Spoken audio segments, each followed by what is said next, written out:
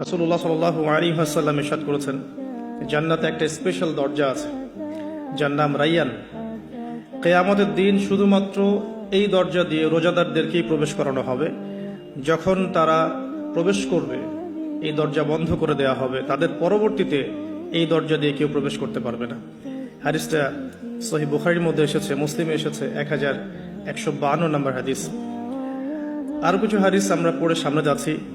নবী করিম সাল্লাল্লাহু আলাইহি ওয়াসাল্লাম ইরশাদ করেছেন যে সাওম এবং কোরআন, আমি আবারও বলছি, রমাদান মাসে কোরআন নাজিল হয়েছে।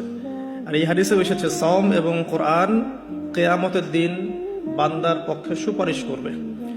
সাওম বলবে, ইয়া রব, হে আমার রব, আমি তাকে খাবার এবং যৌন প্রবৃত্তি থেকে বিরত রেখেছিলাম, অতএব তার ব্যাপারে আমার সুপারিশ কবুল করুন।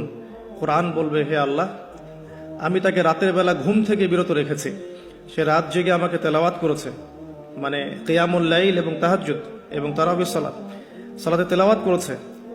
হে আল্লাহ, আপনি তার পক্ষে আমার সুপারিশ কবুল করুন। রাসূলুল্লাহ সাল্লাল্লাহু আলাইহি ওয়াসাল্লাম বলছেন, তাদের উভয়ের সুপারিশই কবুল করা হবে ইনশাআল্লাহ তাআলা।